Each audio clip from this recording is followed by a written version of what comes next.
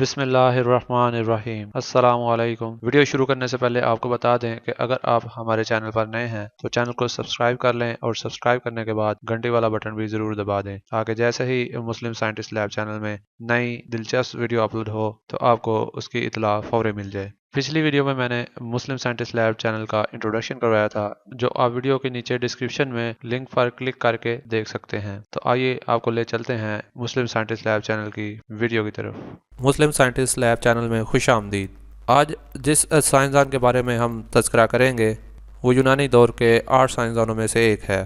یونانی دور کے 8 سائنسدانوں کا تذکرہ جن کی تصنیفات کو بنیاد قرار دے کر نامور مسلمان سائنسدانوں نے اپنی سائنسی تحقیقات کا آغاز کیا۔ ثالث، جس کو انگلش میں تھالس کہا جاتا ہے، یعنی THALES، تھالس، سب سے قدیم سائنسدان جس کا تذکرہ تاریخ نے محفوظ رکھا ہے ثالث ہے۔ یقیناً اس سے پہلے بھی بہت سے اشخاص ایسے گزرے ہوں گے جن پر سائنسدان کی تاریخ صادق آتی ہوگی، مگر تاریخ کے اس دھندلے دور میں ان کا کوئی نقش باقی نہیں رہا، اس لیے ان کا نام تک بھی آج تک کوئی نہیں جانتا۔ مگر ثالث اس لحاظ سے خوش نصیب تھا کہ اس کی زندگی کے ایسے آثار اور کارنامے باقی رہ گئے ہیں جن سے اس کو شہرت دوام حاصل ہو گئی ہے۔ وہ حضرت مسیح سے 6 صدی پہلے یعنی 229 قافمی میں پیدا ہوا اور اس نے 100 برس کے لگ بھگ عمر پائی۔ مشہور یونانی مورخ ہیروڈوٹس جو دنیا کا سب سے قدیم تاریخ دان ہے، ثالث سے تقریباً 2 صدی بعد گزرا ہے۔ اس مورخ نے اپنی شہرہ فاق تاریخ 9 جلدوں میں لکھی ہے، جس میں سے اس نے یونان، مصر اور ایران کے ان مشاہیر کے حالات قلم بند کیے ہیں جو اس زمانے میں یا اس سے پہلے ہو گزرے ہیں۔ ان میں ثالث کا بھی ذکر آتا ہے۔ ہیروڈوٹس کی تحریر کے مطابق ثالث یونان کا باشندہ نہیں تھا بلکہ وہ فنچیا کا رہنے والا ایک فینیکی تھا۔ فنچیا قدیم زمانے میں موجودہ شام اور لبنان کے اس حصے کو کہتے ہیں جو بحیرہ روم کے ایشیائی ساحل کے ساتھ ساتھ واقع ہے۔ اس قدیم زمانے میں یہاں کے رہنے والے علم و دولت میں یونانیوں اور مصریوں سے کسی طور کم نہ تھے۔ ایک اور محقق کی رائے یہ ہے کہ اگرچہ ثالث ایشیائی کوچوں کا ہی رہنے والا تھا مگر وہ یونانی الاصل تھا۔ حقیقت یہ ہے کہ نسلاً خواہ وہ فینیکی ہو یا یونانی، اس نے اپنی زندگی کا اکثر حصہ یونانی سلطنت میں بسر کیا تھا، اس لیے اس کا شمار یونانی دانشوروں میں ہوتا ہے۔ ثالث کے زمانے میں یونانی سلطنت ایشیائی کوچک کے ساحلی علاقوں تک پھیلی ہوئی تھی اور اس علاقے کا ایک شہر ملتوس تجارتی منڈی ہونے کے باعث خاص شہرت رکھتا تھا۔ ملتوس جسے انگلش میں مائلٹوس کہا جاتا ہے، ثالث کا آبائی گھر اسی شہر ملتوس میں واقع تھا، اس لیے عربی کتابوں میں وہ ثالث ملتی کے نام سے مشہور ہے۔ اس کے باپ کا نام سامیس اور اس کی ماں کا نام کلوبولین تھا اور یہ دونوں نام بھی ثالث کی لازوال شہرت کے طفیل زندہ و جاوید ہو گئے ہیں۔ ثالث کا باپ ایک دولت مند شخص تھا اور اس زمانے کے بہت سے امراء کی طرح اس کا پیشہ بھی سوداگری تھا۔ غالباً یہی سوداگری ثالث کو پہلے مصر لے گئی جو اس قدیم زمانے میں علم و دانش کا ایک بہت بڑا مرکز تھا۔ یہاں اس نے مصری اساتذہ کے سامنے ذانوِ شاگردی تہیا کیا، چنانچہ یہ انہی اساتذہ کا اثر تھا جس کے ماتحت اس نے سوداگری کے آبائی پیشے کو چھوڑ کر علمی تحقیق کو اپنا اوڑھنا بچھونا بنایا اور پھر اسی مشغلے میں اپنی ساری زندگی بسر کر دی۔ ثالث نے اگرچہ مصری اساتذہ سے سائنس، فلسفے اور ریاضی کے سبق سیکھ لیے تھے لیکن طبعاً وہ مقلد نہ تھا۔ ایک سچے محقق کی طرح اس کے اپنے خیالات تھے جو اس کے ذاتی مشاہدے اور غور و فکر کا نتیجہ تھے۔ مظاہر فطرت میں سورج گرہن اور چاند گرہن کو انسان نے ہمیشہ حیرت و استعجاب کی نگاہوں سے دیکھا ہے اور جب تک اسے موجودہ زمانے کا کامل علم حاصل نہیں ہوا اس نے ان مظاہر کے متعلق عجیب و غریب توجیہات پیش کی ہیں، خاص طور پر کامل سورج گرہن جس کے دوران میں عین روز روشن میں دفعتاً رات کی سی تاریکی چھا جاتی ہے، توہم پرست انسانوں کے لیے ایک آفت عظیم تھی جس کو ٹالنے کے لیے وہ دعائیں مانگتے تھے، خیرات کرتے تھے، ڈول پیٹتے تھے، تیر چلاتے تھے اور آگ جلاتے تھے، غرض جو کچھ ان کے دماغ میں آتا تھا کر گزرتے تھے۔ ثالث نے سورج گرہن اور چاند گرہن کی اصل وجہ بیان کی مگر اس کی رائے کا لوگوں نے مذاق اڑایا۔ اپنی بات کو ثابت کرنے کے لیے اس نے کامل سورج گرہن کے متعلق جو 585 قاف میم کو ہونے والا تھا حساب لگا کر اس کی صحیح تاریخ معلوم کی اور برسوں پہلے اس تاریخ کا اعلان کر دیا۔ لوگوں نے اس تاریخ کا بڑی بے صبری سے انتظار کیا اور جب اس تاریخ کو عین دن کے وقت رات کا سا اندھیرا چھا گیا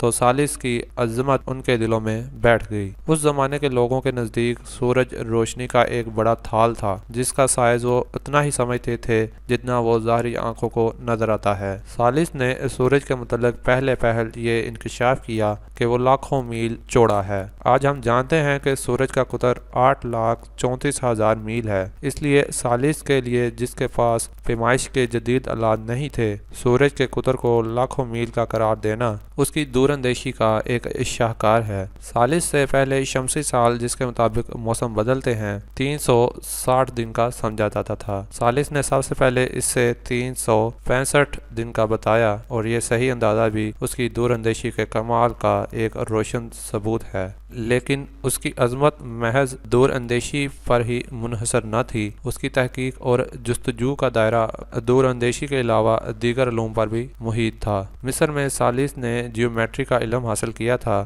جس میں اہل مصر خاص دستگاہ رکھتے تھے اور اس کی ایک حقیقی وجہ بھی تھی۔ اس زمانے میں مصری امراء کی بڑی بڑی زمینیں دریائے نیل کے کنارے تھیں۔ جب نیل میں طغیانی آتی اور اس کے بعد دریا کی گزرگاہ میں کچھ نہ کچھ تبدیلی واقع ہو جاتی تو ان زمینوں کے بعض حصے دریا برد ہو جاتے اور بعض حصے جو پہلے دریا برد ہو چکے تھے دوبارہ خشکی کا حصہ بن جاتے تھے۔ اس لیے ہر سال ان زمینوں کے رقبوں کی پیمائشیں کرنی پڑتی تھیں۔ اس عملی ضرورت کے باعث ان کے ہاں جیومیٹری کی بنیاد پڑی جس میں مصری عالموں نے خاص مہارت حاصل کی۔ عملی جیومیٹری کا یہی علم ثالث نے مصریوں سے حاصل کیا اور پھر اسے اپنے دماغ کی جدت سے اس کو اسباتی جیومیٹری کے کالم میں ڈال دیا۔ اسباتی جیومیٹری کے جو مسئلے خاص ثالث کی دریافت خیال کیے جاتے ہیں وہ یہ ہیں: نمبر 1، دائرے کے مرکز میں سے گزرنے والا ہر سیدھا خط جس کی لمبائی دائرے کے محیط کی ایک طرف سے مقابل کی دوسری طرف تک لے جائے اس دائرے کو ایسے دو حصوں میں تقسیم کر دیتا ہے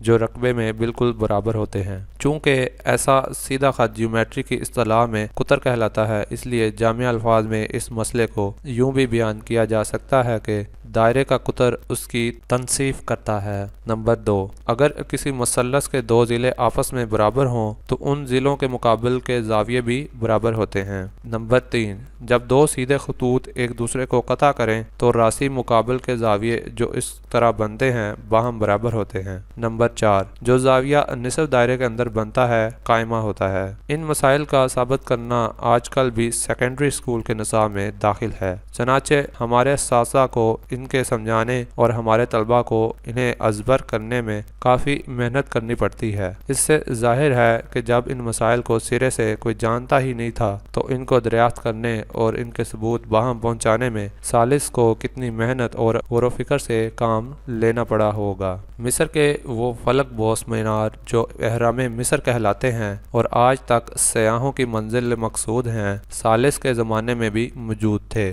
ثالث نے سائے کی مدد سے ان میں سے ہر ایک کی بلندی ناپی۔ اس کا طریقہ بہت سادہ تھا۔ اس نے دن کو ایک ایسا وقت منتخب کیا جب اس کا اپنا سایہ ناپنے پر عین اس کے قد کے برابر نکلتا تھا اور اس وقت مینار کے سائے کو ناپ لیا۔ ایک ایسے دور میں جب بعد کے زمانے کے تمام آلات پیمائش ناپید تھے، اس سے زیادہ سادہ اور صحیح طریقہ اور کون سا ہو سکتا تھا؟ ثالث کے ان کارناموں کے ساتھ ساتھ اس کی غلطیوں کی نشاندہی بھی ضروری ہے۔ ثالث کا خیال تھا کہ زمین ہی کائنات کا مرکز ہے، اس لیے چاند، سورج اور ستارے تمام کے تمام زمین ہی کے گرد گھومتے ہیں۔ مگر یہ ایک ایسی غلطی تھی جس میں ثالث سے پورے 2000 برس بعد تک عیسائیوں کے مذہبی رہنما گرفتار رہے۔ اس لیے اس غلطی پر ثالث کو مورد الزام نہیں ٹھہرایا جا سکتا۔ اس کی دوسری غلطی یہ تھی کہ اس نے پانی کو تمام کائنات کا منبع قرار دیا۔ اس کے خیال میں پانی اصل ہے اور دنیا بھر کی تمام چیزیں پانی سے پیدا ہوئی ہیں۔ مگر ان ابتدائی ایام میں ایسے خیالات کا نشوونما پا جانا کچھ اچنبے کی بات نہیں ہے، کیونکہ دوسرے فلاسفہ کی طرف سے اس بارے میں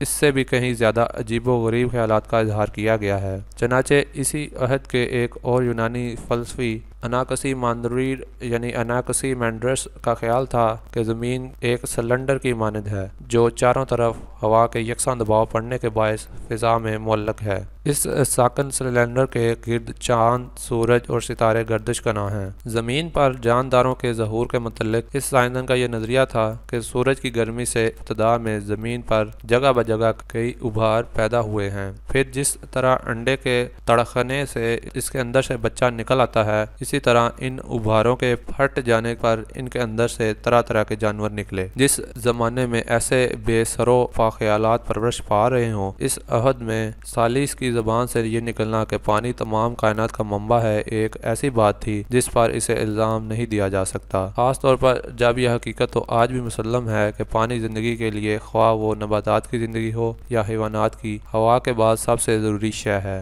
आज की वीडियो ख़त्म हुई। ऐसे ही मज़ीद दिलचस्प और हैरत अंगेज़ मुसलमान साइंसदानों के बारे में मालूमात हासिल करने के लिए मुस्लिम साइंटिस्ट लैब चैनल को सब्सक्राइब कर लें और सब्सक्राइब करने के बाद बेल वाला बटन भी दबा दें ताकि आपको आने वाली हर नई वीडियो की इत्तला फौरी मिल सके। वीडियो देखने का शुक्रिया। अल्लाह हाफिज़।